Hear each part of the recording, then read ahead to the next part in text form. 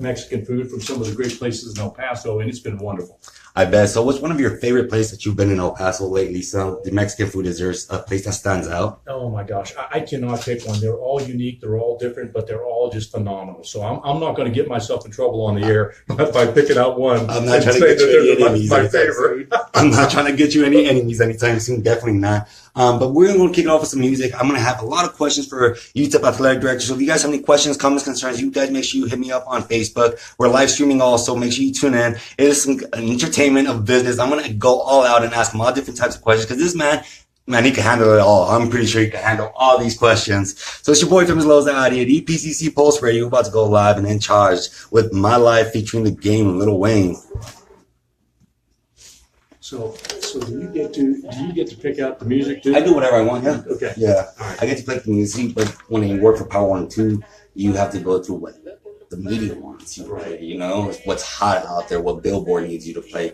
My dream, honestly, Jim, is to expose El Paso's talent. El Paso has so much talent to offer in the music industry. You know what, dude? I'm a model. I model for the city of El Paso. Right. I was like, why not? You know, I'm going to get you on my gigs. And my second or third fashion show, I got you in. And he ended up getting exposure like that. And my dream is to help anybody and everybody that has a dream or a passion. Mm-hmm. You know, God put me here for a reason, to help anybody and everybody, not to hate or not to, you know, I'm not that type of person. I was in high school and I didn't want to be that person anymore. Yeah. And so really, basically, it's just coming down to making their local dreams go global. Right. That's what I want, because El Paso has so much talent. You go to New York, Miami, Atlanta, California, they come from El Paso, Texas, they're like, where Vander Graham, where Khalif's from. Yeah. Oh my God, you know, and people always have that reaction. So I want to create a pipeline for El Paso to Atlanta, El Paso to LA, for people that are interested. Right, at UTEP to raise all ships in El Paso, even though there's no water. Yes. I mean, that's obviously the desert wave analogy, an object lesson, but at the end of the day, we have this amazing city, and we have these amazing people. We have this amazing culture. We have this amazing weather. We have a big-time university. Yes. UTEP can be as good as any Power 5 job in America. I'm convinced of it. Now, to get there, we got to get everybody involved. We got to get more people involved, helping us change and elevate all things El Paso. I agree with that. So, Felipe, you just asked maybe the most pertinent question to an athletic director, because at the end of the day, most ADs are going to be judged by their coaching hires, right? Mm-hmm. And so, in fact, I've had a chance now. We've hired 3 new head coaches in my 4 months here, a new football coach, a new men's basketball coach, and we just hired a new rifle coach. Oh, wow. So we haven't announced that yet, but we're going to be here very, very soon. The whole point is, what are you looking for in someone who's going to lead? So you're talking about hiring a leader, right? Mm-hmm. And at the end of the day, I know this more than any single thing. You see people in our society today that are very successful and they lead, but also you see leaders sometimes fall off, their pedestal. And why? And generally it's tied to character or a character flaw, or they've made some mistakes that are related to character. So I know this. I want people of high integrity, high moral fiber and character. And I'm not, when I say that, I'm not talking about religious. I'm talking about people with high values, things that resonate with me. Do they respect other people? Do they have a great work ethic? Do they have and make good judgments and good judgment calls? In other words, are they a person of wisdom, right? Do they care about other people? Do they have some sense of humility about them? Okay. And at the end of the day, if you have a lot of those attributes and you care about other human beings, you're probably going to make pretty good decisions by and large related to leading others and managing an organization. So I would say character is at the very, very top of my list. And certainly, so those are character or values that I look for in coaches. And then the next thing I would say is finding coaches who fit. And so what do I mean by that? What I would say is El Paso is very, very unique. It's a very different place. With that being said, we've got to find coaches who want to come to El Paso and sell El Paso for everything that it is, not what it isn't, right? And so it's so easy for people to show up in any job, in any organization, any town, and say, well, gosh, you don't have this, you don't have that, da-da-da-da-da. What we've got to do is find people who say, wow, look what I have. Look what's here to sell. So it's this difference between, are you a positive person or not? Do you see the glass as being half full and it's going to fill up? Or do you see the glass as half half empty and it's going to delete, right? So we want to hire coaches that are going to come to El Paso, who are going to sell El Paso and all things UTEP, and sell the great city and the great people and the great attributes of this territory. So one of my questions that I personally have that I don't have on here, when UTEP athletic director job opened up, did you go knocking into UTEP's door, or did UTEP knock at your door? Yeah, no, that's a great question. I have known, obviously, about UTEP in El Paso for a long time. I've been following, Bob Stahl's career here and several of the football coaches. I've known a lot of people who have lived here and worked here. And over the years, they all talk about what an amazing place this is. And they say things like, you will love the people, hardworking, blue collar, roll their sleeves up, family oriented, socially conservative. The miners own the town. You'll love the weather. Everybody talks about these things who have lived here. The people who are negative about El Paso are the people who have never lived here. They're just regurgitating and saying something that they heard somebody else say, or that's their perception. So one of the goals that I have is to break down these misperceptions that are out there about all things El Paso, right, and UTEP. So it's very, very exciting to also be here as the athletic director. So the question is, did I seek after this job? I've been watching it from afar and wondering, boy, that's a gold mine. Right? You've heard me say, I think, and I talk about on social media a lot, this idea that this is a sleeping giant. I believe it with all my heart. So I'm here because I want to wake up the sleeping giant. Now, it's going to take thousands and thousands and thousands of people to help me, but I believe with all my heart, this job at UTEP and UTEP Athletics could be as good as any Power 5 job in America. And you're speaking straight facts, honest to God, simply because I'm a strong believer. I'm born and raised in El Paso, Texas, and I am a Miner fan, blood in, blood out. I bleed orange, and ever since I was a little kid, I remember the days where Rocky Perez and Lee Mays and Ray Allen, Brian Napkins, got us the WAC title in football. I remember the days where Antonio Davis and Timmy Hardaway playing for the Don Haskins. I mean, I remember these glorified days, and I tell myself, why can UTEP not compete with these schools? And we need to make a change. And honestly, I, for one, was in agreement with Bob Stool stepping down, because I honestly thought it was time for him to step down, simply because he's been we need new fresh blood. I guess we need new fresh blood. And it was just my train of thought to myself, this is exciting. I want to see who is the athletic director and who we're running. And it came down to you. And honestly, I'm so happy that we got you. So second question, have you ever had to fire a coach before? And how was that process?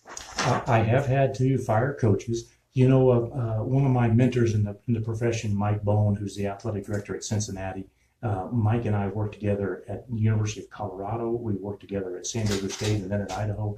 Mike always said something that really, in terms of their organization, like their staff aren't going well, they make bad hires. So I don't tell coaches who to recruit. I don't tell coaches who to hire as their assistant coaches. I don't tell coaches how to do their practice schedules in their practice time. I don't make calls during game day. At the end of the day, that's why we hired a head coach, to be the person who owns that entire thing. And so you either get results or you don't get results, right? And that's why head coaches have got very, very difficult jobs. They work very, very hard. But at the end of the day, they have to live with the results and the consequences of their choices and decision making. And so that goes back to coaches don't get fired. They by bad decision making, by maybe not working as hard as they used to work, by making poor choices, right? By not having the good kind of administrative hygiene that might be related to compliance or those kinds of things. There's tons of examples all over America right now today where you can look at it and go, yeah, that looks like Coach did it to himself. Facts. That's honestly, I didn't really think about it in that point of view, in that aspect. I always told myself, Tim Floyd, perfect example, when he resigned, I was heartbroken simply because I've known Tim Floyd. When, he was El Paso, he was UTEP basketball for so long. And he had some great people such as Greg Foster and things of that nature. And when Tim Floyd resigned, I told myself, did he resign because he was done, or because he wasn't done and he was embarrassed? And I came to a conclusion that he was done. I spoke to several other UTEP basketball players that were currently on the basketball team, and they told me, man, he just doesn't have the love for it anymore. He pulled us aside and he just said it was time, and he was going to follow a different direction. And that opened up the doors for me. I'm thinking, okay, so there's a lot of UTEP, there's a lot of candidates out there. There's a lot of candidates out there. With the firing of Rick Pitino, a lot of people were talking about that. Maybe UTEP, brought back Mike Price a while back from his I guess it was his embarrassment at the time where he was at the University of Alabama and got fired because he was seen at a club or at a strip bar with some of his players and coaches. And so he ended up getting fired, and UTEP gave him a second chance here. And it was a great opportunity for him to reamp his image and reamp UTEP, fresh blood. And a lot of people were like, well, why not Rick Pitino? Well, first of all, I think Rick Pitino will not take the pay cut that he would have to come over here to El Paso. And second of all, I'm not a big fan of Rick Pitino. I met the gentleman when I lived in Kentucky. Very short, very, very short, and but very, very fundamental in basketball. But basketball program-wise, you just hired Rodney Terry. What was that process like? What was the considerations, the factors that you were like, okay, this is a gentleman, this is a guy we need one? Yeah, well, so Philippe, I want to back up just a second and just say this. There are, first of all, I have great respect for Tim Floyd, okay? He's had an amazing career. He's coached at the very highest levels and coached some of the premier players in the game, right? I agree. And so he's very, very good at what he does. My time getting to know Tim Floyd goes all the way back to 1985 when he got the head basketball job at the University of Idaho. I was a young defensive line coach, coaching football on that staff, and he got that job. And there was Tim got the job as the head basketball coach. He hired Kermit Davis, who just got the Ole Miss job. He had Larry Eustace on his staff, who was a big time coach, and most recently at Colorado State. He had Randy Bennett on that staff. So Tim Floyd, you talk about hiring good people. He had a cadre of really good coaches around him, and he's phenomenal himself. I think there is a time when everybody in their career, it's not just basketball. Now, there's a time when everybody in their career probably looks around and they get up that day and they go, you know what, I'm just not having fun anymore. This is not what I signed up for. Mm-hmm. And I think maybe Coach was at that point. I don't know. We've only spoken, one time since he announced his retirement that night. That just so happened to be the very day that I was announced as the new AD. Yes. Right. And so I was joking with him when he and I talked. I said, Coach, you're killing me. You're making it look like I'm a bad guy to work with. He's like, no, that's not the deal. But we wish Coach Floyd the best and thank him for his years of service at UTEP and basically being committed to the El Paso community. So moving on from there, why Rodney Terry? Well, first of all, I'm going to go back to the first thing I talked about in our opening segment, and that is number one, character. Mm-hmm. He's a person with high values and high character. He has a lot of energy. Yes, he does. And the second thing is, there's a guy who has built a program. So he was at Fresno State when he took that job over. It was in dire need of fresh face, fresh blood, a vision. And over his 7 years there, he's built that into a very, very respectable top four program. So they're competing in the top quartile of the Mountain West Conference, right? He probably walked away from his best team that's returning there, okay, to come take the UTEP job. But we're thrilled to have him. But high character, he fits here. What do I mean he fits? He's a Texas guy, right? Definitely. Born and raised, coach. He was assistant coach in high school. He's a high school coach in Texas.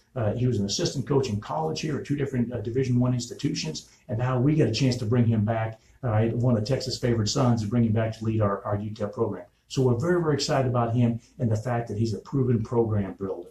That's important to us. And the fact that he just got his first signee in the program, oh my goodness, that's big news. I was excited to see that. And the fact that we're going after 4 and 5 star high school students, that's a big change for El Paso because El Paso are used to seeing 2, 3 stars.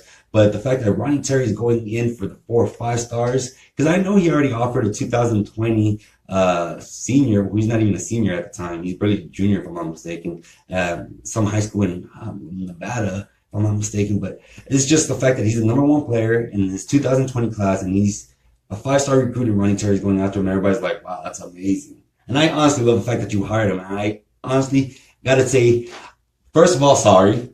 I'm going to say sorry. Yes, I am. Because when you first got hired, I was the first one on my social media to be very disgruntled because I had no history, did not know anything about Rodney Terry. And so I did my due diligence and I did my homework and I realized, you know what? This guy is a proven winner. He had a 53% winning percentile at Fresno State. His recruiting was very strong ethic, bringing a lot of students from the Texas pipeline. I saw that. And the fact that Rodney Terry is very energetic with a great atmosphere. Like when I met the gentleman, he was just, there was a presence about him that I was like, I see why you hired him. Yeah. Well, the other thing I would say is And sometimes if you just look at an overall record, it's deceiving, because if you take a program and turn it around, it takes a while. See, everybody wants us to win and wants us to win right now. They don't understand the process it takes to get to a winning program. So, but look at the most recent 4 or 5 year history. He's had four 20-win seasons out of the last 5 years, right? So those first couple of years, you're getting your butt kicked, right? I mean, it's a tough environment. You don't have your players. You don't have good enough players. You're going through a transition and turnover. You're basically selling your vision for what it can be. And so if you look at his early years when he first got to Fresno, and then look at his last 3 or 4 years, and you will then understand, wow, the process worked. It started to pay off, right? As exhibited by the great team that he's got coming back, or he had come back at Fresno State, that the new coach of Fresno will enjoy and appreciate. So it's going to take us a while, if we're doing it right, to build the program back to the point where we're competing for and winning championships in Conference USA. And we have the kind of players in our program who's committed to the program, who want to be in El Paso. They're a great fit. They'll play his style of basketball, and they're his guys.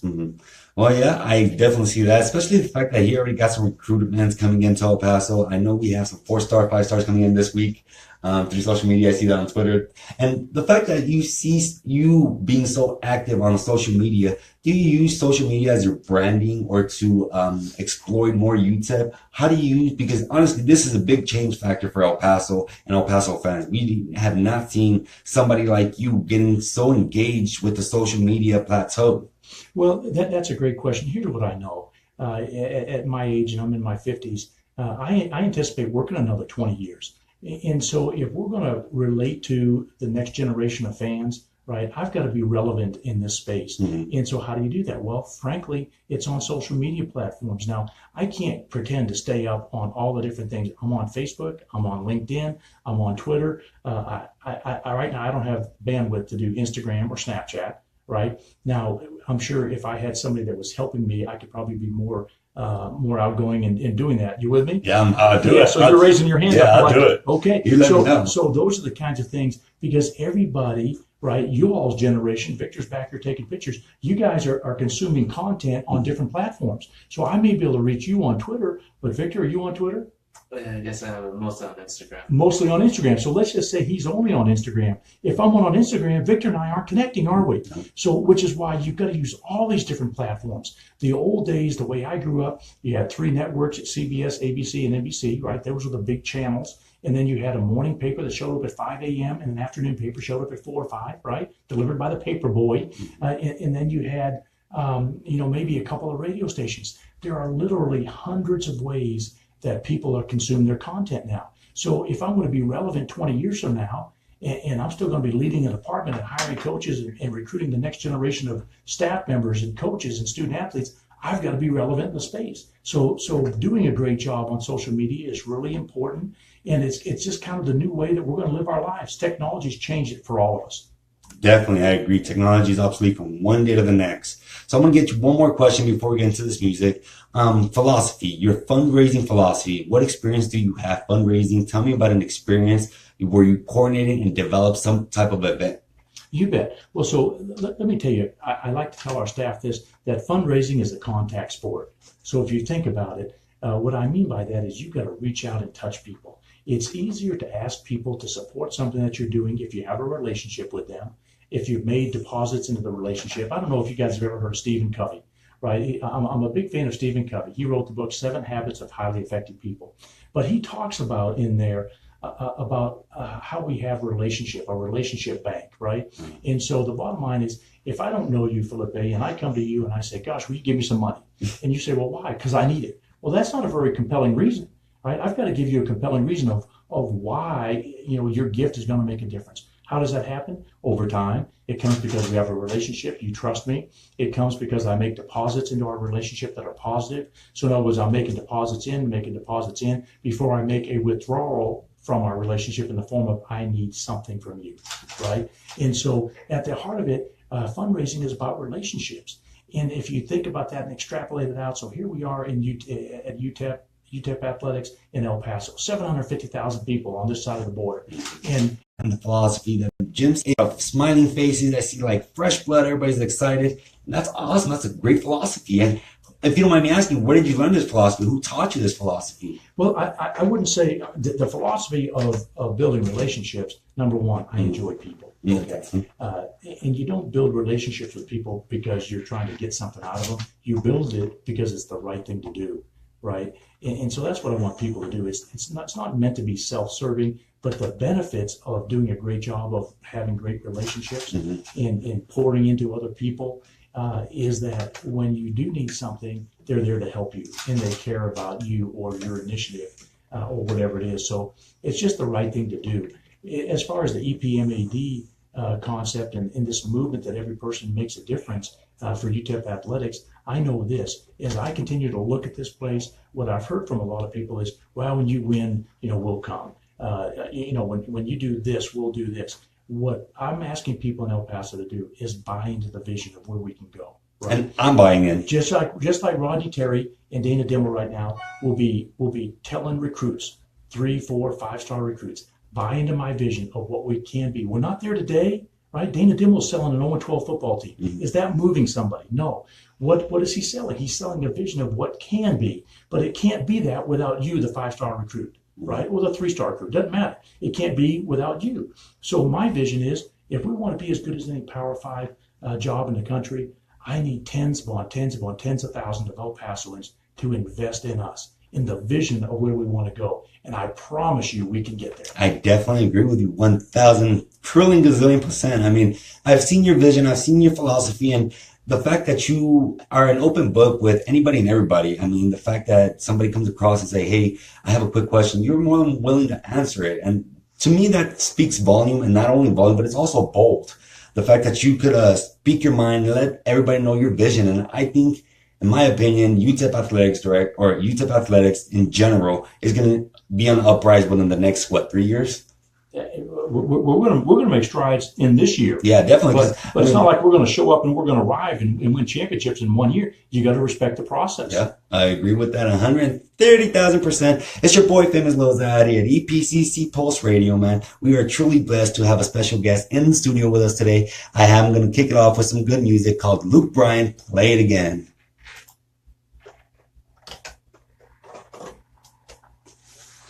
You are such a natural, Jim. Such a natural.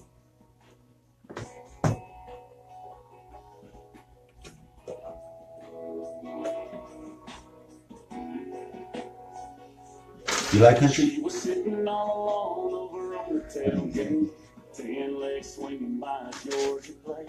I was looking for her boyfriend, thinking, no, she ain't got one. Soon as I sat down, I was falling in love, trying to pour a little sugar in her Dixie cup, talking on the speakers in the back of that truck. This is a good song. This is a great song, right? I like it. I love this song. Did you watch the CMAs the other night? I did. Yeah. Yes, sir. It was interesting watching those. How many songs didn't really sound country? They sounded more pop. They did. And there was a little bit of even the kind of the rap concept in there by a lot of the artists. So Yeah. it was pretty fun to watch. I agree with you. When I saw it, I was like, wow. I heard a little bit of country, but more pop into it. I was like, wow. But I guess that's what the audience is asking for nowadays, you know? So, yeah, it's amazing. So let me ask you a question offhand. What brings you the biggest joy as being UTEP's athletic director? Well, it really comes down to probably serving our student athletes. I mean, I see this wonderful opportunity to be able to, provide, athletics provides young people this doorway, if you will, this entryway into a college education. And that's why I believe in athletics so much. The bottom line is many of our athletes would. I'm a big diehard UTEP fan. I love UTEP to the fullest. Anybody that knows me, I go to UTEP games. I try to recruit UTEP, future UTEP players. Right. I don't know if you see my social media welcoming in new student athletes before they even commit. And but it's just, I see your vision. I see what you're selling, the EP math. I love the fact that your philosophy is strategically building relationships. And we gotta go live. Here we go. I completely forgot. Good morning, El Paso, Texas. It's your boy, Famous Loza, out here at EPCC Pulse Radio for the very first time. I am kind of excited. I have UTEP Athletic Director Jim Center in studio with me, and I am asking him all different types of questions. He is an open book. He's an amazing man. He kept his promise. He told me, Felipe, book me, and I'm more than willing to be on your radio show. And here, right, and being part of the NCAA tournament. But we've had a long dry spell, haven't we? And so we want to get back to the point where we're competing for and winning championships consecutively, year in and year out, and that we're within striking distance. that is okay. I gotta say that's probably the answer I was expecting you to say. Because I told myself, Mr. Jim, in my book, is right now, like I said, God's guitar. El Paso needed new fresh blood. El Paso needed a rehab, especially for UTEP. For those of us that are diehard fans that love in the program, I don't want to take the time. I don't want to do the little things. I don't want to do the EPMAD movement, right? Because it's easier to be a hater. It's easier to sit here and say, you guys suck. You guys are terrible. You guys never win. You guys whatever, right? That's the easy way out. That's the cop out. Yes. And we've got to change that mindset. For us to get where we need to go, it's a resource issue.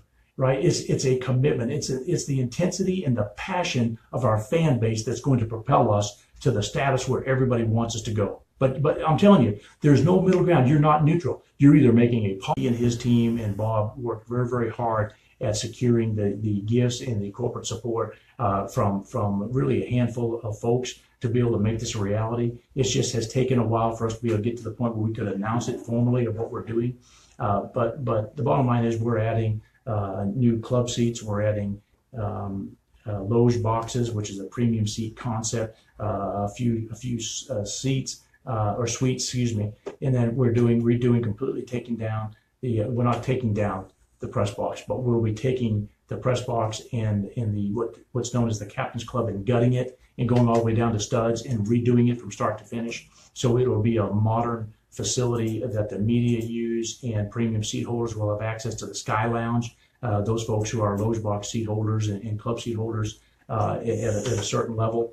And those are the kinds of, right? There's some will experience. And the better it is, the better things they're going to say about all things El Paso to go along with our great Mexican food. Yeah, definitely. I agree with you. I love the Mexican food myself. I'm just hooked on that on the daily. So I know a lot of people have been asking you, are you guys going to bring down the ticket prices because this and this? And I saw the town hall meeting that K Fox had.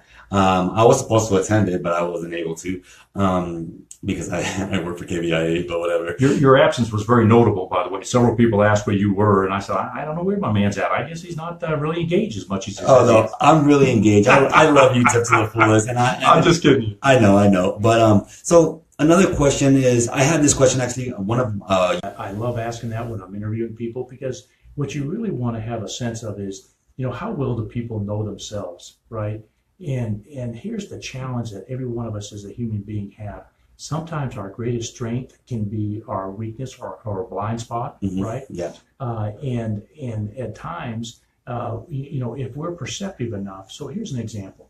Let's just say I'm not really good at attention to detail. All right. So I'm a big picture, creative kind of thinker, throw a lot of stuff up on the wall and say, look at all the stuff we can do. And right now I'm in that mode right now, because everywhere I look around El Paso and what is, I see these opportunities. It's like a target rich environment. That's a military term, right? Yes. If we were going to war, we would look at our enemy and go, where are all the targets that we could attack, right? Where we'd have a significant return on our attack, right? In other words, we could demobilize or we could tear down their infrastructure.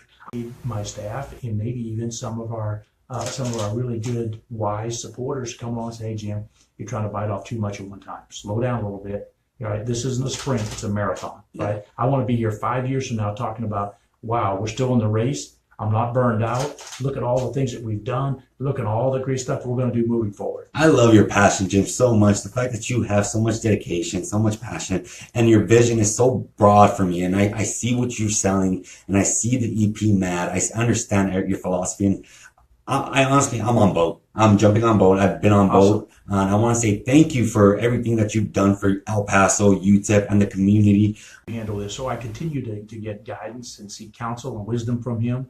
And he does that with me on occasion, probably more the other way around, right? Yeah. But anybody I work with, I think about Rick George, who's the athletic director at Colorado right now. I mean, he has been a tremendous mentor to me and helped me in my career. A guy like Jeff Schemmel, who I worked for at San Diego State, is another guy who has been phenomenal. There's so many people in this industry who care deeply about helping each other, right, and providing mentor-mentee roles and those kinds of things. I'm at a point now in my career where I'm starting to be more of a mentor to other people that are coming up in the business, right? Mhm. And I enjoy doing that because I enjoy just trying to teach what I've learned and what I've experienced. And I want to help make it better for them. That's awesome. That's 41% participation for women, right? Then you would be in compliance, at least on that part of proportionality. The problem for everybody is this. Number one, if you are tracking what's happening in higher education right now, there are more women going to college than there are men, right? So we could be in compliance. Let's just say we're here at this school today, EPCC. We could be in compliance today with our proportionality. And then next fall, if it changes by 1, 2, 3%, then the school would be out of compliance, right? Because you have this many more females show up to school. And so the target is always moving. And what's a challenge for us or schools like us that have student enrollment than we do males, I believe. So you can see the challenge for us, right? So it is, well, I would love to have baseball, and people ask me that all the time in our town hall meetings, baseball and men's soccer. They would be wonderful sports for us to sponsor. It's a resource issue, number one. And number two, it would put us even further out of compliance with gender equity. So I would need to add corresponding women's sports to be able to offset the addition of a male sport in those participation numbers. Does that make sense? This definitely makes sense. Okay. I guess it was somewhat in the route I was trying to explain. No, yeah, you were close. You were kind of on point there. Here's the problem. I just want to make sure I say this. Oftentimes, people who are looking for male sport participation villainize females in the fact that gosh, if it wasn't for these women, we could have this. I don't think that's fair. I don't think it's right. And let me just tell you this. I have both sons and daughters. The benefits that come from athletic participation that my sons have enjoyed is not any different from my daughters, okay? And we call this in the industry favored sons, favored daughters. So would you treat your sons better than you would your daughters? No, you want the model. But I just want to make sure people understand. I'm a big proponent of we need to treat our sons and our daughters the same. Equally. They both receive the same inherent benefits from athletics competition, and it's really good. So we need to fund them, and we need to find ways to give them opportunities as well. You heard it here first, guys. He is equal for everybody. So I got another question for a student athlete. Like I said, the student, Alonso, he's a baseball player here. He was asking me, hey, why don't you ask him about it? And I told him. So this was his question. A student is struggling academically and is at risk of being able to not being able to play because of failing grades in several classes. What do you do as an athletic director?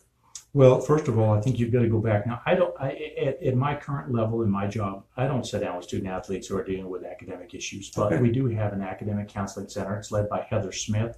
We call it the Minor Academic Athletic Center. She does a phenomenal job. So we have academic advisors that are assigned to each sport. They will meet depending on the student's needs on a fairly regular basis. If you're struggling, then we would say, okay, gosh, Felipe, you need to get a tutor in math. And they would work with you to set up a tutor. Normally, it might be that you're going to join a tutoring session. So it may be someone tutoring math in, let's say, Algebra 1. And there might be 5 or 6 people in there, and they're going back over the last 2 weeks assignments. We're trying to catch you up, trying to help you, break through some of those stumbling blocks that you have with algebra. And so that's what Heather Smith and our team at the MAC do. We're fortunate enough to have those kind of resources and are blessed to have the kind of talent on campus to do that. But it's a really, really big deal. And let's face it, we all show up at college with varying degrees of success academically, weaknesses, likes and dislikes. And so when you throw 30, 40, 50, or 100 people in a room, there's no telling what you've got in there. You've got people that are very, very high achieving and bright, and they love that subject matter. Man, they eat it up, right? They kill the curve for the rest of us, right? and then you have some of us who are like, I hate this. I just want to get it done. The only reason why I'm taking this is because I have to, right? And we just want to get through it, whatever it takes to pass. And that's so there's a wide range there, right? Yeah. The thing I like to tell our student athletes and our coaches is maximize your experience here. Take every opportunity that you can to get the most out of your experience. Don't leave anything on the table. So if you're getting a B and you can get an A, then go for it. If you need a tutor to get an A, go for it. Maximize your experience. That's the same thing as, every person makes a difference. Maximize what you can do. Don't be content with complacency. I agree with that 1,000% because if you are honestly complacent, you're going to be complacent today, tomorrow, and you'll be complacent with the rest of your life. And that's just the same as being mediocre today and being mediocre tomorrow and being mediocre the rest of your life. You don't want to be that person. You want to strive to be the best. You want to go above and beyond. No matter what the situation is, whether you're a student, whether you're working at McDonald's, whatever the situation is, you work hard. I'm telling you, good things, hard workers, promise you, they do not go unnoticed. I'm a perfect believer from night. I'm not. I've heard of Burrito Man, and I think that's what you're referring to. Well, yeah, Burrito Man, but he will show up to the games and give out free burritos at the end of the night. So people call it Burrito Night because he will show up on specific games at the UTEP basketball and UTEP football games. Okay, that's something I need to learn a little bit more about that, and I don't know who that is or was. I'll get you in if contact. it's something we can bring back, I don't know. We're doing our fan council, right? You probably saw where we're launching the fan council application. So I want to make sure we put a plug in there. Go to the UTEP Minor website, and you can click on fan council and fill out the form to be considered, for one of those 30 spots that we're going to have. But that's an example. We want to take that concept back to our fan council. I told my girlfriend graduated from UTEP. She was the UTEP softball trainer at one point, and she said that they gave them out during a softball game. They haven't given these out in about 6 years, and these are fan favorite. When I go to the UTEP basketball games, a lot of people, alumni, where did you get these? Where did you get these? And I don't stole them from my girlfriend. I stole them from my girlfriend. I stole them from my girlfriend. So a lot of people are very interested in things like this. So it's just the little things that people are really want to see a UTEP, socks, sunglasses, beanies, whether you guys give them out that you are on the field, because if you're good on the field and you're not good in the class, then what good are you on the field for me? Yep. So it's all about character first. I teach my students how to be respectful and how to be accountable. And thank you so much for being a low-key role model to me. You are a true inspiration in many people's eyes. In my eyes, you really are. You are, like I said, God's gift to Earth to El Paso. And thanks to you, thank you for coming by. And I couldn't be more humble, more blessed to be beside your presence. And I couldn't thank you enough. Seriously. Thank you very much. I appreciate it. And I tell them, you need to look into that. I guess some people from UTEP don't know how to do their job correctly, because I know these credits transfer over to UTEP, but for some reason UTEP's giving these people a hard time. I don't know if you could look into that. New Mexico State does not have that problem, which is why a lot of students transfer to New Mexico State, because they don't have any difficulty transferring over with no type of discrepancy in